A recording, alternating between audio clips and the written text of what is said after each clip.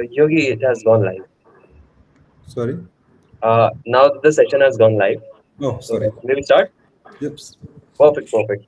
So namaste and good morning to everyone joining us live for this LinkedIn session organized by CIVOM to celebrate the occasion of World Family Day, or as it is known, International Day of Families.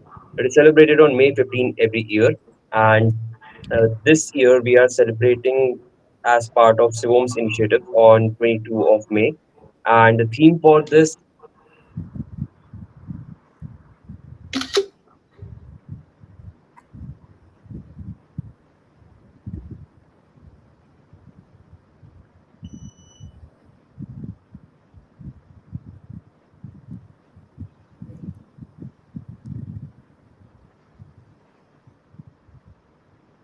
I think Akshay got froze.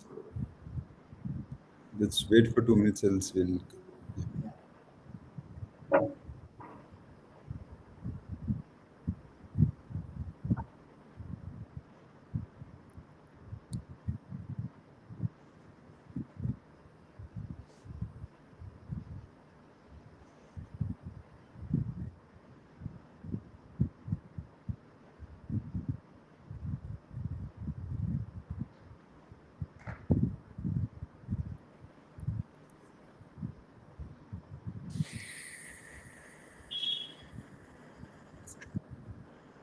It's phenomenal. We are getting into an AI age where internet still is not able to support everything.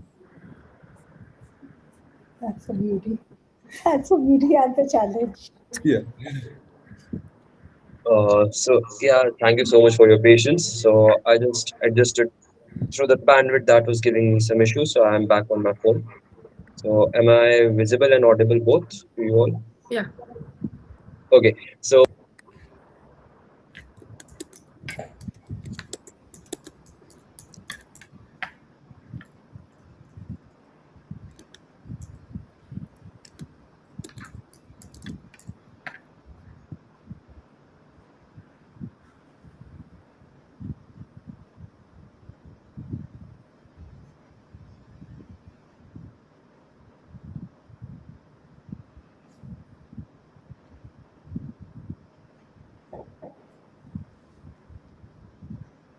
by the time Akshay joins, anyone has stories around this, having stuck in internet cage?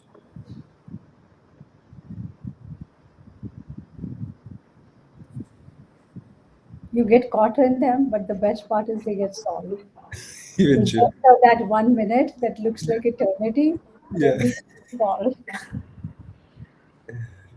And a lot of time when you're building a momentum or getting into a thought, a chain of thought just break down on something.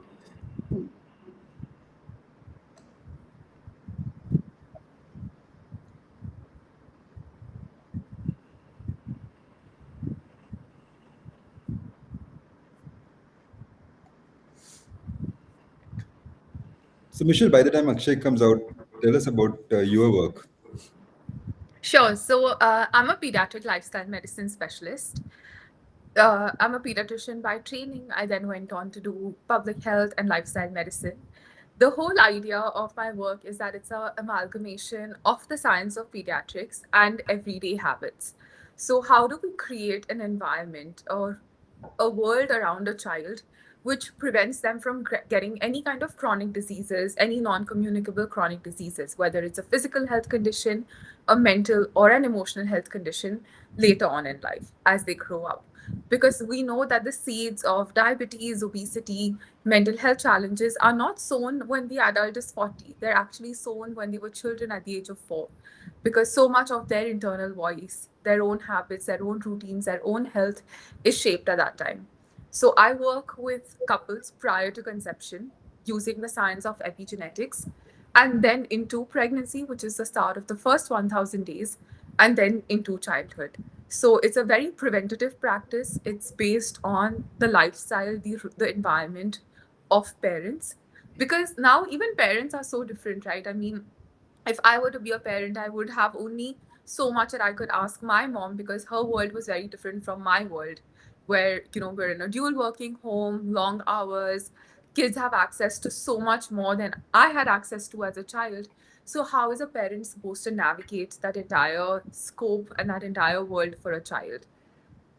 And what would be three changes you think, or the, attributes in behaviors for the parents of today in comparison to parents of past, or, our parents?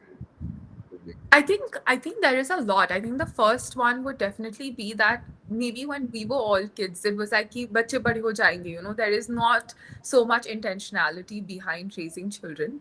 But now that has changed a lot because having kids is a very intentional choice that parents have to make. They cost a lot of money, they cost a lot of resources. It means putting your career on hold. So it's definitely a much more intentional choice to have kids. Secondly, people are having kids later and later. I mean, by my age, my parents had three kids already. So, I can't even imagine how they have kind of grown alongside their kids versus if I were to have a child, I very much know what kind of person I am, what kind of activities I would want to do for my child, etc. How much resource allocation can I give to my kids? So that is the second thing which parents have. And I think a third thing is that they live in more nuclear setups rather than joint family setups, which completely changes the entire ball game. And that ties into my first point, which was like, कि बच्चे बड़े हो जाएंगे, there are so many people to give you supporting hands as you raise your kids. But for nuclear families, that's really not the case anymore. Great. No, I echo with that. I brought up in a small village, so I know the whole village is at your service when you're kids. So, you can go anywhere in the village and people will take care of you. You'll be Exactly, you get fear, exactly. you'll be there. Yeah. Dalbiji, tell us about your work. So I am a literacy strategist. I work with schools, and one up has been a part of thinking about reading as not just calling out words, because many times, like she said, now children are get in a different environment with so much of information around us, where information is changing at nearly 4 hours, 6 hours, and multiple information. How do you raise a child to think deeply, find their voice, have an opinion, and not write just for an exam, but to write to know who they are, what they believe in? Because why do we read? We read to find ourselves. Yeah. We have to outgrow this thought and naivety that reading will lead to vocabulary and marks and a good English exam. We have to think of reading as a part of feeding our souls, our brains, while we think so much of feeding our bodies. How do we feed our brain? What sort of information, material, and especially, like Dr. Michelle said, in a time where there is so much and nuclear setup, is it like just pull out a recommended list from the thing and just burden your child with that? You hear 6 year olds, 5 year olds reading Harry Potter, when I'm very sure she could write it for that age. The protagonist is an 11-year-old child who, by the final book, is 17 years old. And when we are handing books to children, is it just because we want them to read, or we want them to become skimmers and scanners in life, right? Or there is only we read for peer or popular? Because in this age of information, it is important to think, why are we reading? What are we reading? Is it And pleasure, purpose? How do you combine both of them? So also, for us, so yeah. sorry. So, do you also have parents connected to you on this literacy journeys with the kids? Absolutely, parents play a very active role, because one, the parent has to decide. Because in India, definition of library is non-existent. There is a kiosk that gives you books, which have become redundant because the prices cannot survive them. There are school libraries which are working in different parameters, different aspirations, which are again very non-defined for children. And then everyone is a reading and a writing teacher if you take it in India, because everyone believes, okay, I did so well. Whereas in world, in America alone, we have more than as many, every school requires a literacy coach. Whereas in India, we do not even have a degree, clear degree, an outcome to have a literacy coach, so that we can see. And literacy is not just in English, it is in languages. Now, this brings to my Hmm. first survey when we started CIVOM. We wanted to develop public libraries in India. That's how we wanted to start. Okay, and when we did a survey, we figured out most of the library exists in India because of compliances, not by choice. You know, that's the world we are in. So yeah, I echo with the thinking you are on to. So Akshay, yeah, you can start now. Yeah. Thank you so much for your patience again. And I welcome Dr. Michelle, Ms. Dalbir Kaur Madan, and Yogi to this session. And this session will have four themes on which we'll have a very raw discussion, and then we'll have a common question for all of you. So let's start with the first one, that is the myth of falling behind. And here we have to know how to tackle the picnic in May, the month of May. Why do we feel the need to fill every summer hour with a class? And the first question goes to Dr. Michelle on the psychological value of unstructured time and how boredom triggers creativity. All yours. So I think how like the way you phrased it is exactly what I feel, that parents treat summer vacation as a means to get ahead of the academic year. That let me give my kid all of this homework to do. He needs to read everything that's there in the textbook. He should know his grade before he even starts that grade.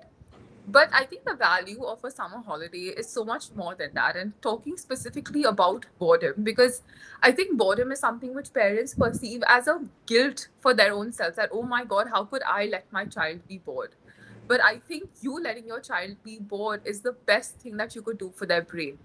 Because when the brain gets past that uncomfortable feeling wherein your child is constantly tugging at your shirt, being like, Mama, I'm bored, Papa, I'm bored, I want to do something, tell me what to do.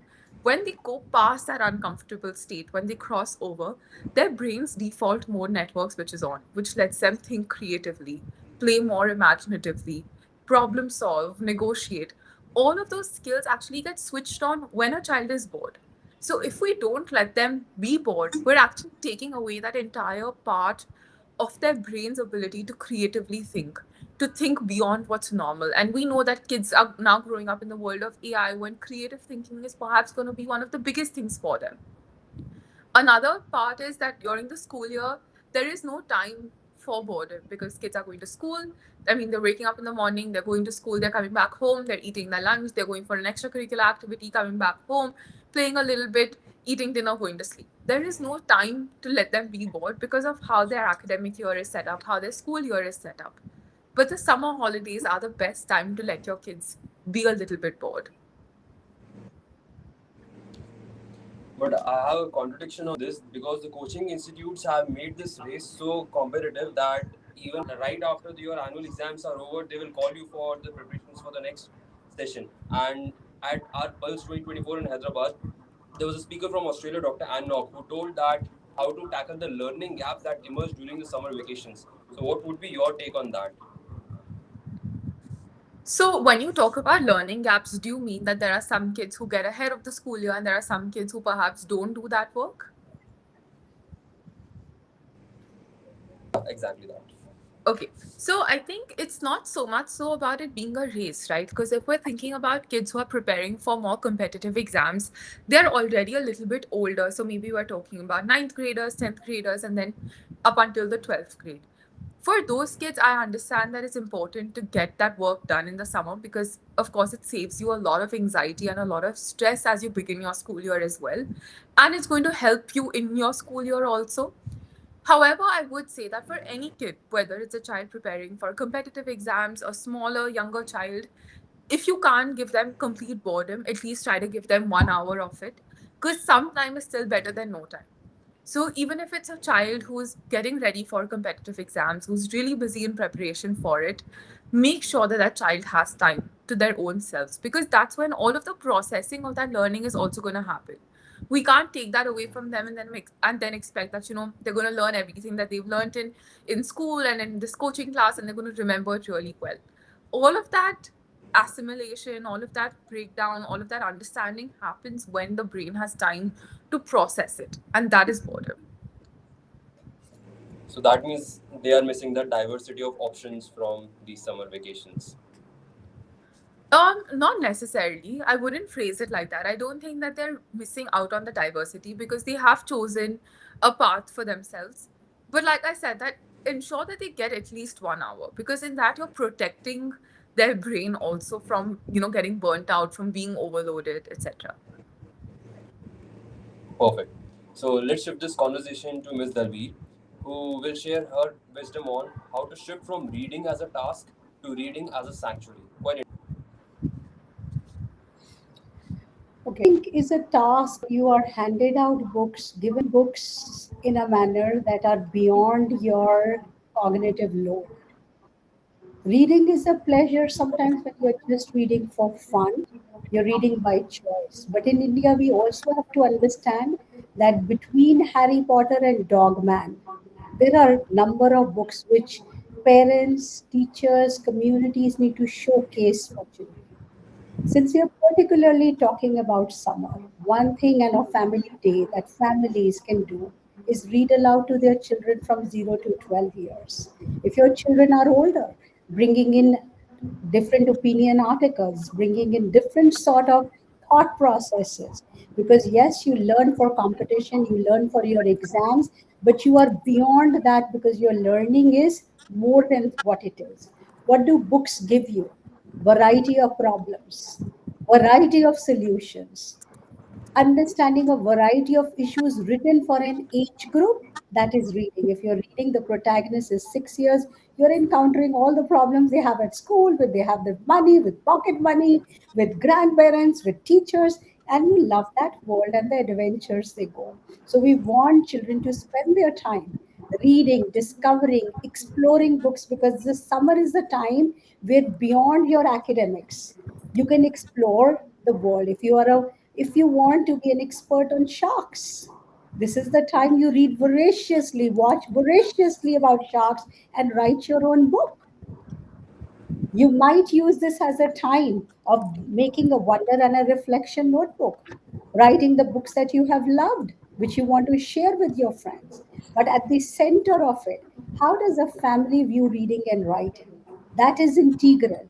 If reading and writing is just academics, summer is a time to explore it without academics, because the more you read and spend time in summer reading for pleasure, for purpose, for variety of reasons, you would discover that when you go back to school, there is no summer slump.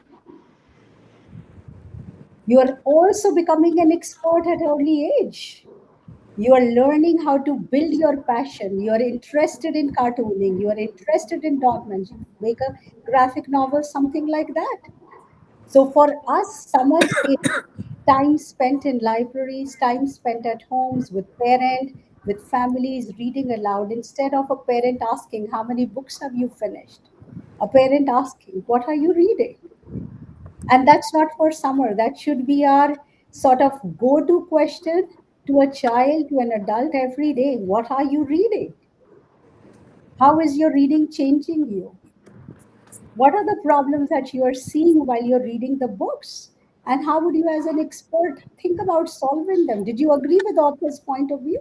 And suddenly, to 6 year olds, 7 year olds, we are giving them this respect that they can think, they can voice out ideas, they can be problem solvers, they can be courageous, confident learners, where they do not have to just look at learning outcome. And hence, you see that world over. Summer is a sacrosanct time to visit libraries, spend time reading, getting together, exploring, traveling, and doing things what the rest of the 9 months we can't do. So for us, it is library, and summer is a time that propels curiosity, learning, enthusiasm, authenticity. You're not bound by your curriculum, and engagement. And that is the delight to see that how in summer did I nurture curiosity, learning, enthusiasm, authentic engagement. How did I learn something? Because I believe in it.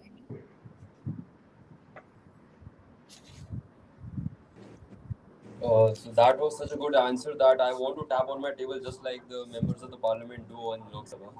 So, I coming to wish Yogi. adults also do that throughout the year. Children also do it. Every individual is asked the first question: what are you reading? Tell me about it. So this also reminds me that in India we have got a culture where our parents used to grab the newspaper as the first thing in the morning and they used to finish it all. So continuing this conversation from Ms. Dalbi to Yogi. So Yogi, we have a connected question to this. How would you describe the shift from rigid school environments to the fluid home environment? Okay, interesting. Uh, so before I get into rigid and fluid environments, I would like to pick some thoughts from Dr. Michelle and Ms. Dalbir about what they said. Is I feel the biggest challenge which we are in today's world is on the goal of education. Okay, the goal of education has been and is still on occupation. You know, the framework is such that when you once you pass out your college or your schooling, you tend to have a occupation. You need to work for something. Okay, and that's where whole education design has been done like that. So when you go to your senior classes, you are been asked what university is going to go to. Then you start preparing for that, and then once you get from that, what kind of work you're going to do, and that revolves around it, which is where we miss a big point that I think education must be for self elevation. The intent has to be how do I know as myself as a human? Okay, what is the core question should be for an individual is what I'm going to be as a person, what kind of human I want to be, rather than what kind of worker or employer work I want to do. So when you look at those two dimension, okay, and parents have to they because we are talking about family day to day, I would like these questions to raise to most of the parents that do we really really let them ask this question? Because if you're looking at the job and occupation as the framework, schools are not still prepared for the kind of world we're going to get to. They are going to work on the jobs which is not discovered yet. They're going to work on the technology which is not invented yet. They're going to be staying in the world which is completely new, from what they are into. So are our program futuristic? Are our program, so adaptive? Are we giving them self-intelligence? Are we giving them, social intelligences? Because till the point we don't give them that, they still can know what to learn rather than how to learn. So, to have this idea of how to learn, it cannot be into rigid environments. Our schools not only comes with a rigid environment, but they also comes with control systems, your bells, okay, time periods. Everything is kind of pre-framed. Versus humans, by research, doesn't learn into a structured environment. Our neurons goes from one thought to another thought, and they start forming their own informations. So, to sit in a class physically doesn't ensure that mentally they are available there. So, if we need that mental attention, there has to be active participation, engagement, interest. So, like Dalbirji was mentioning about reading and writing, because I'm engaging with this. And if I'm reading something and my thought goes somewhere else, I start my own imagination, reflection around it. And that's my own curiosity, which starts sparking around. So to get to that, it has to be flexible environment, not only in terms of suiting multiple pedagogies, but suiting my agency, my choice. How can I really be that person in that environment? So if that if independence is not there, if that freedom is not there, so most of the houses today, if you see, it has been said that why it has been kept there, why it is messy, why it is not that clean. So everything has to be proper. Our houses are becoming museums right now. You don't need to touch that. You cannot do this. Okay, but creativity is not neat. Creativity is always messy. So when you gather the data and when you convert it into a model or a framework or anything, thought process, it is messier first. So same with our creative choices. When you start working or tinkering on something, it will be messy. That eventually start building some kind of formal model to that. So my point is, we all of us as a parents has to also look at what we are eventually want for our kids. And that kind of parental expectation also goes to school. That kind of parental expectation also goes to the summer vacations. You start planning everything, swimming at this, coding at that. Everything is kind of planned, and at the end of June, you as a family get exhausted. So point is, like you're talking about competition, Akshay, and I would only add to this is, do we really need to look at that competition? Do we really thought through that this is my kid's interest? Because I had seen, 30% of young Indians are still in competition.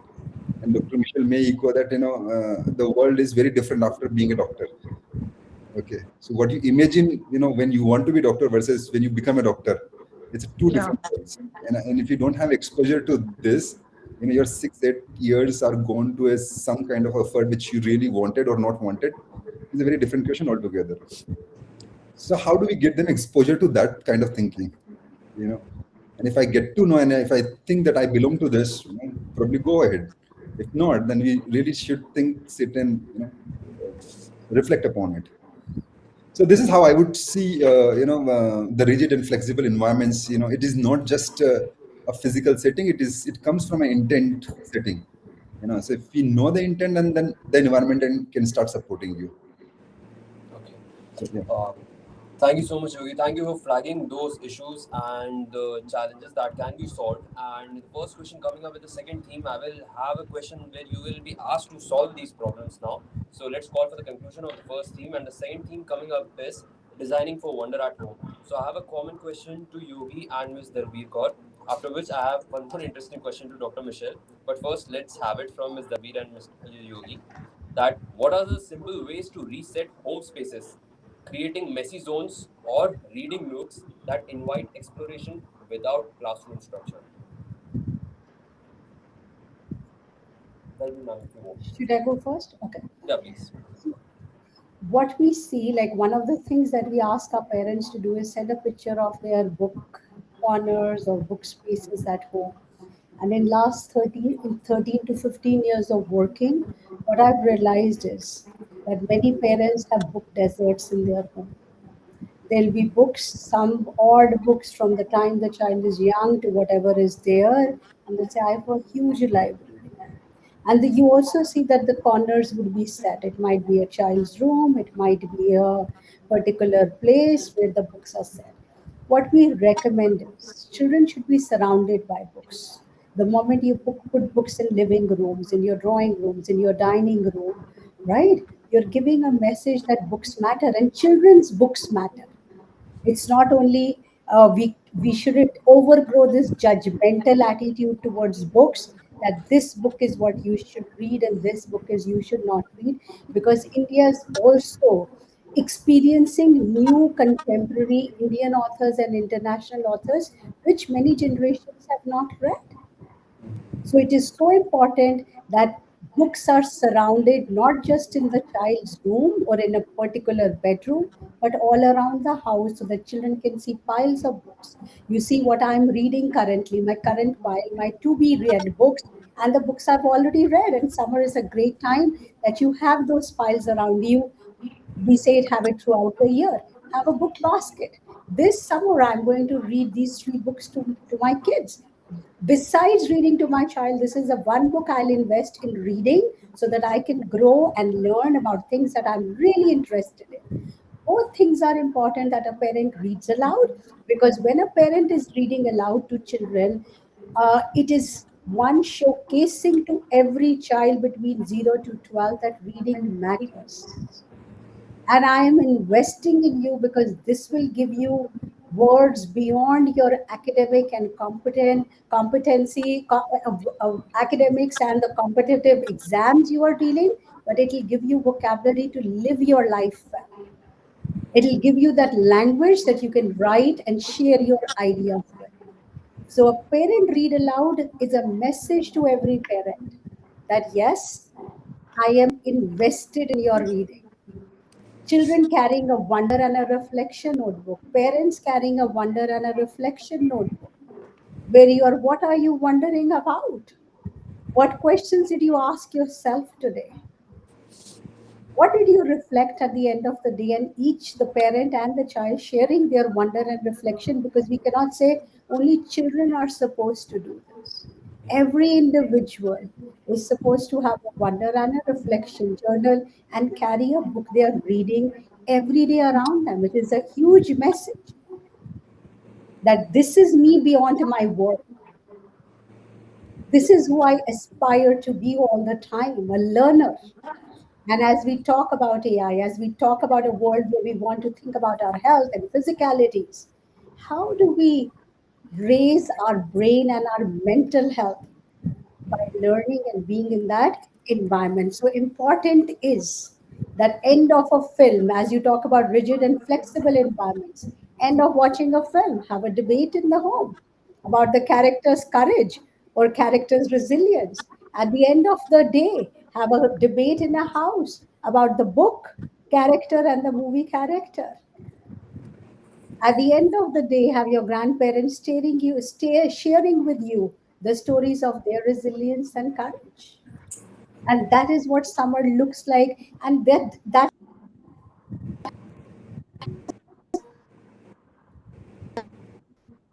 at the same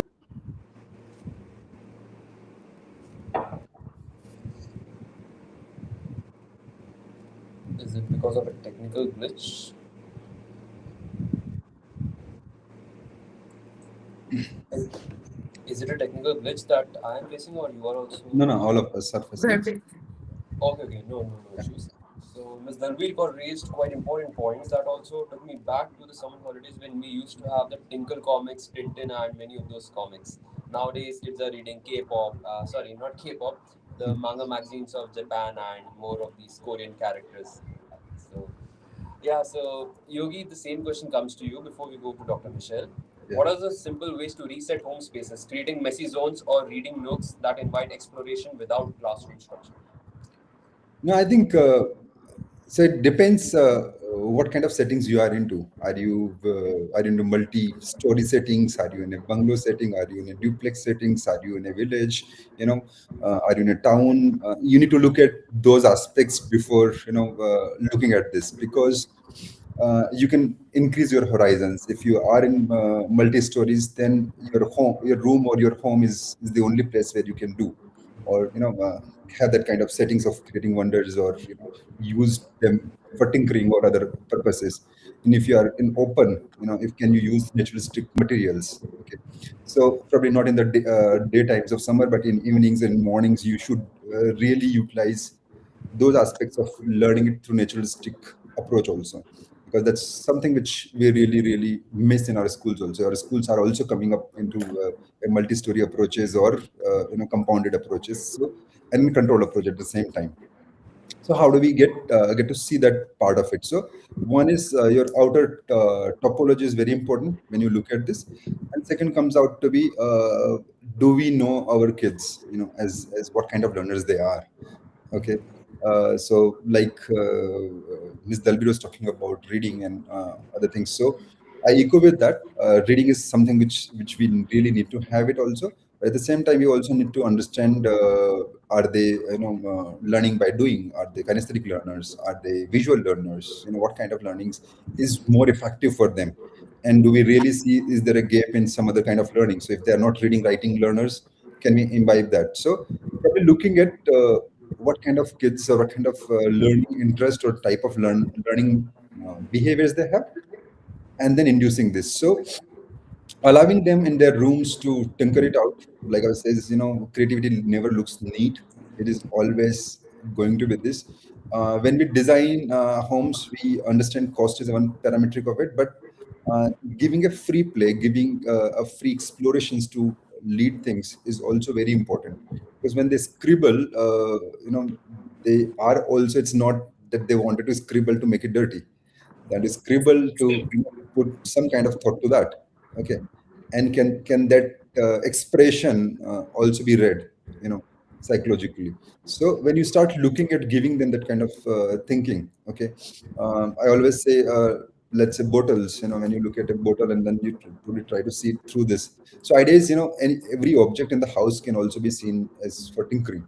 So allowing them those kind of materials, or a cardboard also can be chosen as a tinkering box. Okay. Opening up balconies, letting them stare at open environments, let them absorb this. So idea is, when you look at again individualistic learning abilities, there can be a lot of strategies which can be worked around. Okay. Also at the same time, one thing which we are now missing, being we're going to be being a geek society, a lot of physical you know play is also need to be encouraged, because the whole world is going by intelligence, uh, where versus, when your so in Hindi we call it na pehla sukh nirogi kaya, so for your health, how your physical system is getting worked around. So till the point we don't understand that health is a first priority, then everything comes around it. So can we also imbibe that as a part of our practice in our homes on those times? So all that has to be intertwined. So simple suggestions would be, giving them the objects in the houses to create something out of it. Do they have some interest inside it? Don't look at from an only from an academic goals. Try to look them as type of learners, learning abilities, learning tendencies they have, and then probably support it from the structures. So that would be my take on making it a more wonder uh, homes for them. Okay. So, Yogi, your answer did give me an idea that we should have some treasure hunt around these books and getting hints from those and finding things, objects inside the home. Then only they will start reading it. And also, Agree, this also yes. reminds me to the answer Ms. Dalveer and you gave that from what Dr. Sudha Murthy believes, that she strongly emphasizes that books are essential for a good home. She believes a home without books is impoverished regardless of material wealth. I think one thing I would always say is till the point you don't able to understand that books are very deep friends to you. Okay, uh, that's till the point you need to let them understand the passion inside it.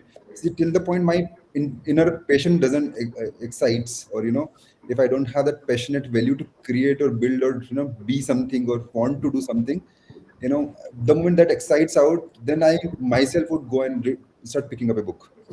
Okay, that's somewhere because I really want to know. So as an entrepreneur, I have multiple businesses, but when that passion is start igniting inside me, now I want to know everything about it, and there can be very different subjects which I never studied. So that way you really really can connect to that ideas of inner passion to learning, and then the kind of information or knowledge you get, it's beautiful. Wonderful, wonderful answer. Dr. Mitchell, finally to you. How the physical space at home can either ramp up stress or provide emotional safety? All yours. I like to call home environments the invisible teacher because, in so many ways, a child draws in a lot of learning from the home environment first.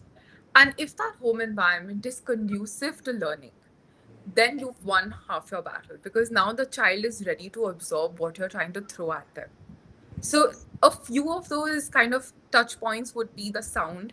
There is so much sound around children today because of the world that we live in. I mean, try doing this experiment for yourself. Everybody who's listening to this, take out some math questions which you like, which you feel comfortable with, that match how much maths you know, and put on some loud music at the background, like the sound of the doorbell, environmental sounds, so sound of the doorbell, things breaking, people shouting, and try doing those math equations. You're not going to be able to focus on them very well because the amount of sound that's there in the background automatically tells your brain that it's time to be alert. There is something going on here which might come and kind of affect me. And it's already amping up the stress. Oftentimes, we feel that children aren't eating, they're not focusing, they're very hyper, they're running around. But audit your sound. How much noise is there around children when they're trying to do all of these activities, like eating, like learning, like reading? You'll automatically get your answer. The second thing that I feel plays a very, very important part in the physical environment is the clutter around a child. Now, it's one thing to, of course, have books in front of them, toys in front of them. That's not clutter because that's placed in a particular spot around them. When I talk about clutter, I mean the amount of toys that there are, the amount of choices that that child has. And through the amount of clutter that they have, we're actually increasing their cognitive load. Now, a small child cannot take that much of cognitive load because their brain is already having trouble processing it. Maybe someone who's listening here will relate to this, that you need your table to be really clean before you're doing something really hard because that automatically tells your brain that, okay, now it's time to begin this job. It's the same thing for a child, that if you give them 20 books to play with, or 20 books to read, 20 toys all around them, how are they going to make that choice of what they're supposed to play with? Which is when the idea of giving options within a contained amount comes in. That put out 5 books and let them choose from those 5. Put out 3 toys and let them choose from those 3. but you're automatically containing the amount of options that they have access to, which is a very, very important thing to get a child to think in the format that we want them to start thinking in, which is that we want you to read more, we want you to play more, we want you to be bored. So you're helping them decrease their cognitive load a little bit before you give them these high cognitive tasks to perform.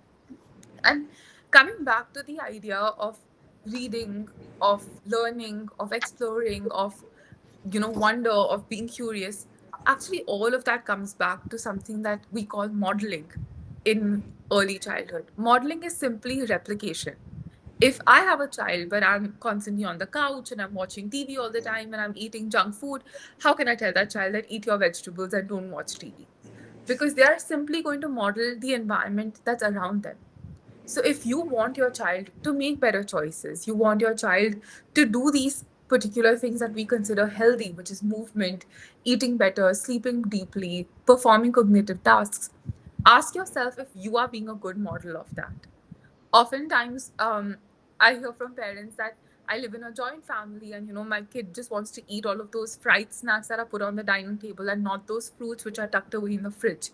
I completely get it because that's what they're seeing in front of them. They're only seeing those fried snacks in front of them all the time, so automatically they want to eat that more. But bring out all of that expensive fruit which you brought and put it on that table. And I'm sure that your child is going to ask you for an apple. Because they'll see only that apple three times around when they're hungry, and the fourth time they'll be like, okay, let me just ask for it. Because now those fried snacks aren't there anymore. It's the same thing with reading. It's the same thing with playing. It's the same thing with being bored. That when these tasks are happening, what is the environment around your child? Is there a movie playing? If there's a movie playing, how is this child going to want to read? Is there constantly people talking to that child, tell me which color you learned and tell me this word and tell me what you learned and tell me this, that? They're not going to want to sit by themselves because they're so overstimulated. So audit your environment. That will give you an answer first if that's something which is conducive to your child's learning and growth or if it's not.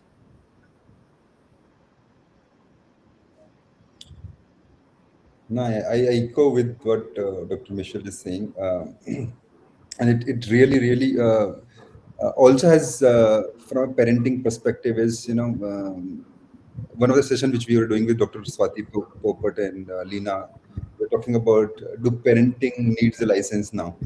Okay, if you can be a parent, you should be a parent is a really big question, because that needs a different kind of mindset, and it is always been suggested by parenting coach, if you want to be a parent, parent a pet first, okay, and see what kind of responsibilities and things it comes with, okay, because if someone understand that, because the world which we are going to get into is highly different, and then Yeah. you really need to address those smaller details on the parenting of it. So, like you said, modeling is one part which kids definitely learn out, and role plays is one of the best way to make them learn in early ages. So, Yes. I definitely echo with the parent being first, person to look out and probably reflect upon. So, yes. And I just quickly wanted to add one point here that when we like what ma'am was talking about in terms of reading and what reading adds to a child's world, it's actually one of the most important things that we can even do from a perspective of building emotional intelligence for children or making them more global citizens. Because a child understands what they're supposed to do by hearing the story of another person doing those exact same things when put in the situation. So, like for example, if you're traveling with your child to a new place, I've written a book where there are two young girls who are going to this new place and they try new food and they hear this new language and they see people looking a little bit different. But through that story, the child who's actually reading it gets an understanding that, okay, this is how I'm supposed to be when I go to a new place. It's okay to try new food. It's okay if the people are looking a little bit different. I can smile at them and my smile will mean the same thing everywhere. So, books is one of the best ways to actually get them to understand and learn certain principles that we feel that we want to pass on to them. To just echo what you have said, we teach children that feelings, characters, feelings change. and giving a lens to a child while reading. Like at one up, we give this lens for reading because you can just keep reading and say, okay, what is it?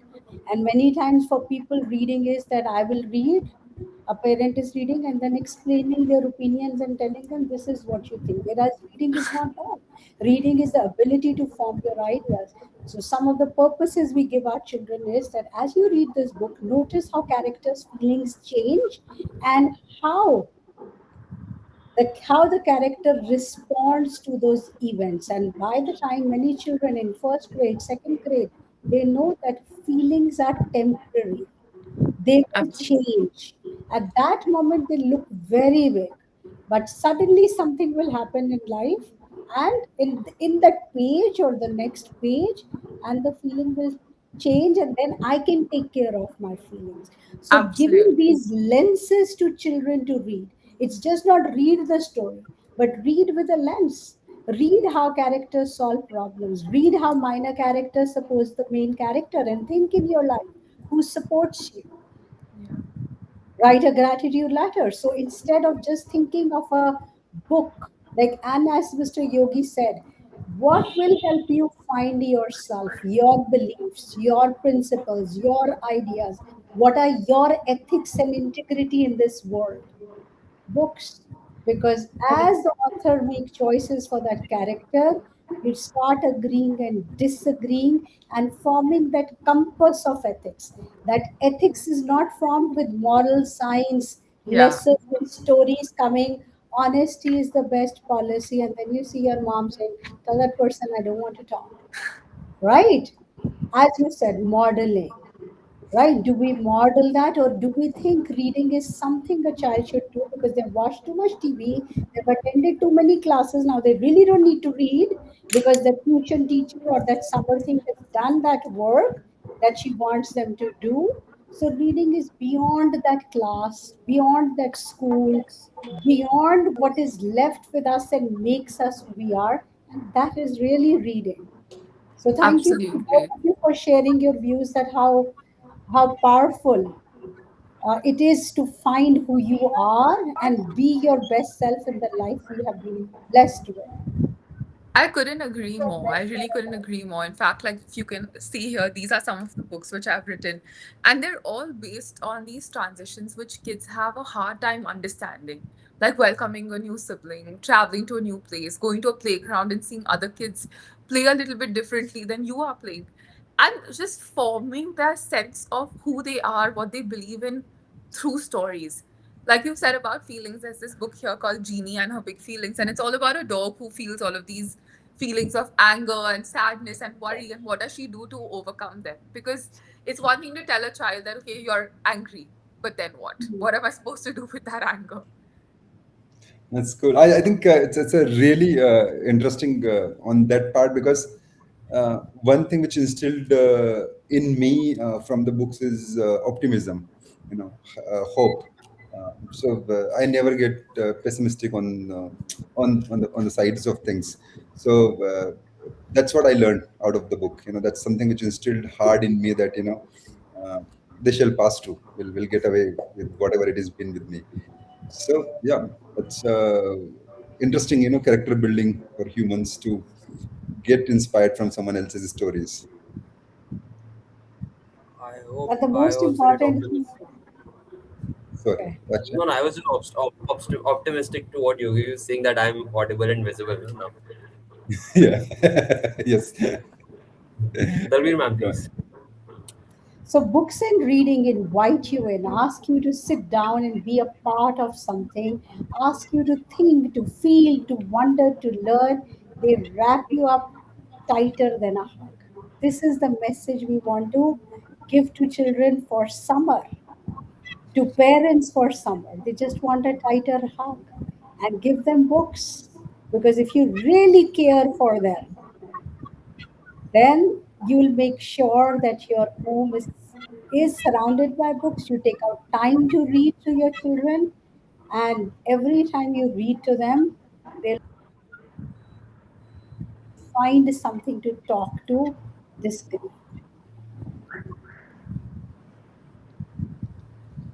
So I'll recount my personal experience while I was traveling across Madurai and Puducherry. The public libraries, those were very nicely maintained, very well lit, and all the amenities were available there. Fast forward to today, when I read this early morning's local edition of Dainik Bhaskar. So we know that there is a place called as Nehru Park in Indore. So they even have a library that was started a long time back. And today it was shown that the editions that they have, the books that they have, those titles are too old. So new titles haven't been added since like a decade or more, and now they are going to have a committee that will suggest them that yes, please have some books that are also being read by the coming generations. So things have gone things are still in the development stages. So talking about developing libraries as learning spaces, and here we are into my own city where we are observing a totally different picture altogether. Of course there are opportunities in that also. So the No, thing I was very comes to excited. Actually. the learning. Sorry. Hmm. Sorry, go on, go on, go on, go on. Please, please. No, No, no, I was so just I was coming to very a different excited thing. when You, yeah, so I was in Australia, and when I visit public libraries there, they are social hubs for learning, productivity, gathering. So they got every community got one library, and that's funded by government. Okay, where housewives can go, people who are old age, they can go there. They can have culinary classes, they can have books, they can have innovations, prototyping, whatever you really like to do in your free hours. They are the center of this. So the idea was to make a social purpose real estate in those cities, so that you don't invest your or waste your time in some other activities, but rather you have intellectual investments, and that's how they're building those societies. So India definitely needs that, and to have those kind of social purpose real estates. We can spend hours and hours in a mall shopping or window shopping, uh, but we don't have spaces where we can spend comfortable time knowing ourselves, knowing intellectual capabilities which we really want to build.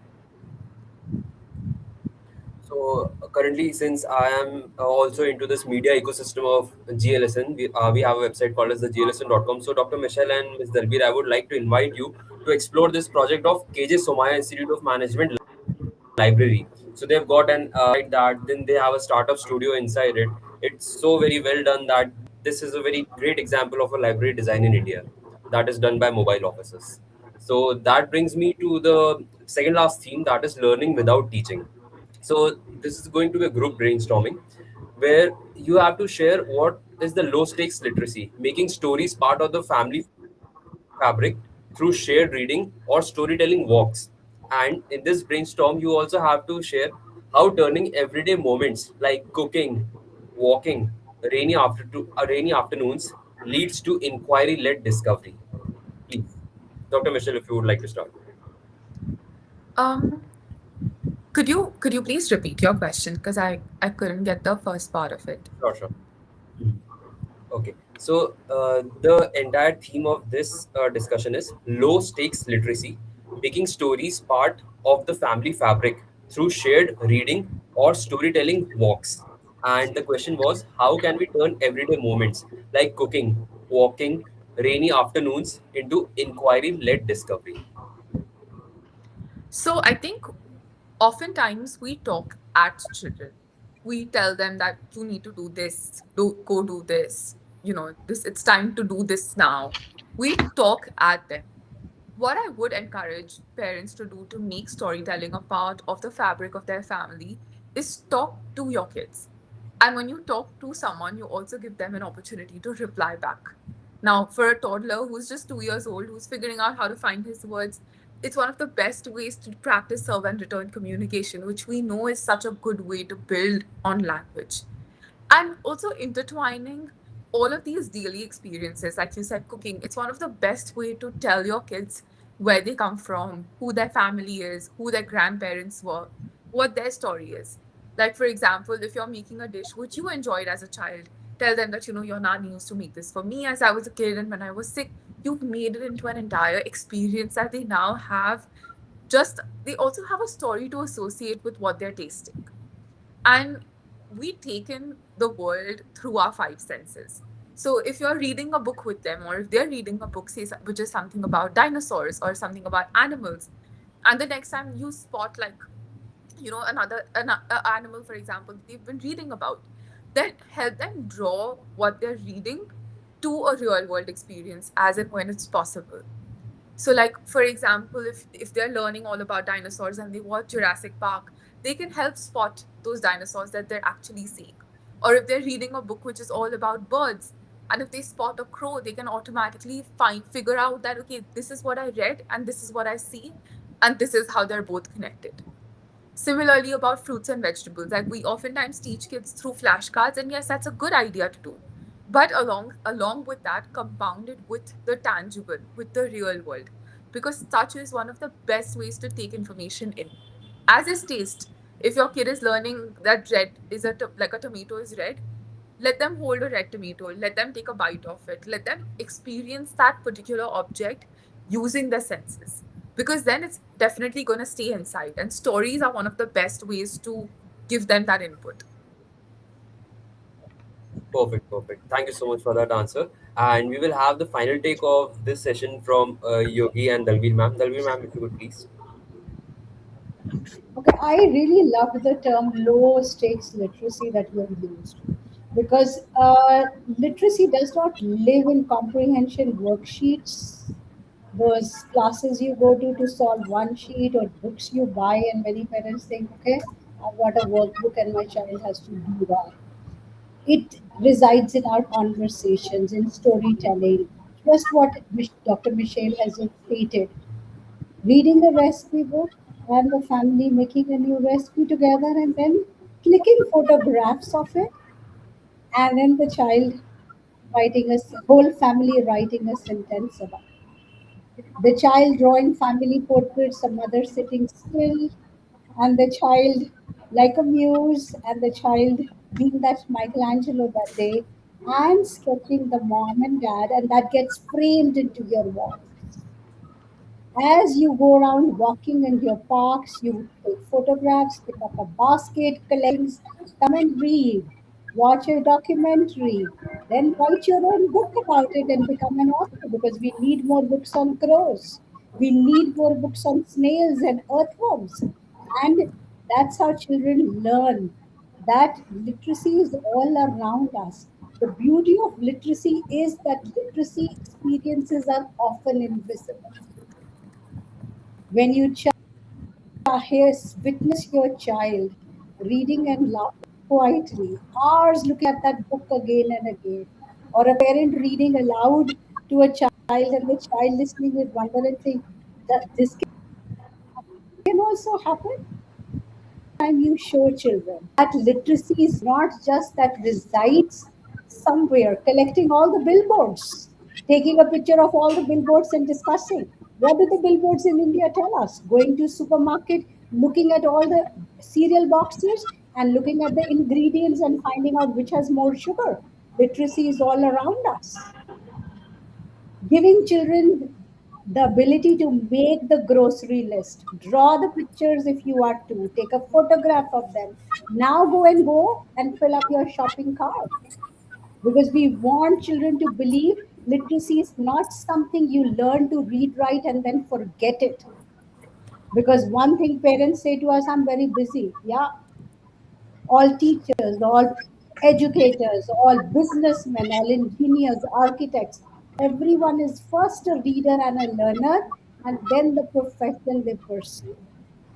So we need to model this, as Dr. Michelle said, and everyone should have their literacy journal. What am I reading? Like for all my children, I carry my journal. What are the professional books I'm reading? What are the children books I'm reading? So they can see, do I do it? Because by India has been telling children to read for very long, and adults have decided not to read because they need to watch Netflix, they have a lot of work on laptop. Every If there's a survey done in India, many children will say, I want to grow up big and sit in front, that's my dad does or my mom does. There is really no work to be done, right? So as we think about this low stake literacy, We start bringing more purpose to our literacy, to our reading and writing. And purpose is powerful because when you have purpose, the pleasure is beyond explainable. You don't work to earn your bread and butter. You live that life because that's what you've chosen to do. And that's what our children need to see, that when you find purpose and pleasure, your life is something else. It is a little more. When the author doesn't tell you what to learn, and you think, is friendship, is when I read Boy in Striped Pajamas, is friendship about keeping a promise even when you know your parents won't like it? Is promise doing something you're feeling uncomfortable doing? Is promise doing something that might lead to your sacrifice? And children will learn that promises are to be kept forever. And that is what low stakes literacy does. So it was really wonderful to think about your low stake literacy. So every day a parent should come home and say, this is what I read, this is what I learned. Today, as I read to you, I want you to ask me at the end of my read aloud, what did I learn? Instead of putting all the burden of learning on a child, let us be models to show that learning never stops, growing never stops. Our hearts need to still learn about friendship, families, relationships, issues in the world. And that is what is low stakes literacy. Perfect, perfect. So that quite loud in my ears and because you told very raw and honest truths. And so this should go all across India and to all the parents and individuals to take corrective actions. And this leads me to Yogi. Yogi, please share your final take. So when you talk about low stakes literacy, I think both of them have answered so much around it. But the way I try to see it is when you look at cooking, cooking can lead you to chemistry. You know, based on the experience happens inside cooking. Cooking can lead you to history. Cooking can lead you to myths. Proportions, portions. Cooking can lead you to I would say emotions. When it comes from what was your historical references to those food or all of this. Um, if you talk about walking, it can take you to natural trails, geology, leaves, plantations, all micro ecosystems around it. Okay, food chain, food webs, what all not you can really spark around them. Why it is important to coexist with complete nature. So small details, but it can work around. Sky gazing can have a lot of important references to you. Okay, so from imaginations to how the world looks beyond the earth, and so there is so much small sparks you can imbibe in everyday work around. Also, at the same time, I would like and put this appeal because the reference to the whole India. Okay, and the whole India may not parents would be even are aware about that this is the kind of signals they need to really disseminate. Okay, so if you are a farmer, take your kids to farm. Let them give that intelligence which you gained over a period of time to look at soils and how things works around, how do you create an environment for that sapling to grow. Okay, so any kind of those details, which is if you are industrialist or factory owner, take them to those areas. Okay, let them aware. If you have some other inspiration or aspirations, let them take to those places. So of course that's a low stake, but just that make visit to what you really wanted to be, and just giving them that kind of exploration also instill a lot of inspiration inside them. Okay, so I feel if we just, because it's a, when you talk about pain India, there are different kind of societies, parenthood also around it. So making I, like we are talking about reading a lot today, thanks Dalbirji. My guru told me that there are four ways to learn. One is reading, meeting people, visiting cities. Okay, and by exploration, by touching, sensing things out of it. So when you have this kind of models, they're also low stake. So don't go for a teaching journey, but go with a normal journey, but have this things viewed around it. So it starts sparking those thoughts, and that childhood does remains into your amygdala. That's for a longer horizon, and that those memories are built on this. So spend some time with your kids. Get them those tech literacies, not by force, but design it in such a way that it just uh, be intentional, but design it in more lighter way. So it doesn't look like another school time, in the vacations or summers. And to just add to your what you have learned from your guru, what Adam Grant, an organizational psychologist, shared, that all those three are very powerful, but reading a book is more powerful because you step into the shoes of the character. You're not just seeing and learning and noticing and observing. You start becoming the part, and you literally feel those problems. You literally feel those and anguish and pain of that character. And when you finish it and you come back, you are a little more of you because that character added something to you. Now I So tell you, my books should become non-negotiable. agree. They So should become non-negotiable in our homes. Either government provides it, schools provide it. We have enough of, we have to find the right people to say, this is what matters to our next generation, and this is what we all need to step up to ensure that our children, our next generation, does not discuss that what four of us are discussing today. no, of course. No, as I echo with what you're saying, because learning is like this, and reading is self-discovery more than anything else, because that's where it hits hard, because you self-discover it. I got to connect to my session. So we had ethics professor, and we had got a subject called ethics. It was 16 credit subject for us in my masters, and the professor was very smart guy, and for 14 or 13 credits he just shown us movies. Okay, he picked special movies for for ethics, and only 3 credit was 3 hour session for him, and in these 3 hour sessions he only asked us to inquire inside you. Okay, what an ethics for you. Okay, because it can be, if you are hungry, stealing may be ethical for you. Okay, And that's again, books teach you perspective. perspective. So Perspective. so this is what I Nothing, we understand. say to our readers, nothing is black and white. Yeah, so this It is is how. from the lens you are seeing. So I really admire that you were in that class. I'm envious to be in that same class. But we would add a reading list to it for sure. No, so this is how which is it's been beautiful journey in that way, because I from the kind of beginnings I come, all of this had made a lot of difference for me as a person. That when I came to Indore, it was my first big city. Okay.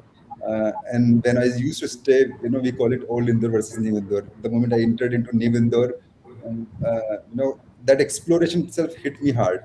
You know, that this can also be a world which you can be. That possibility of being into something. Same with the books, when you see that, and you will able to imagine or comprehend the grandeur of something, and you really wish or inspire to be there. It makes you feel it hard, and it makes maybe change you as a person. It's great connecting, guys. Learned So, a lot of things today.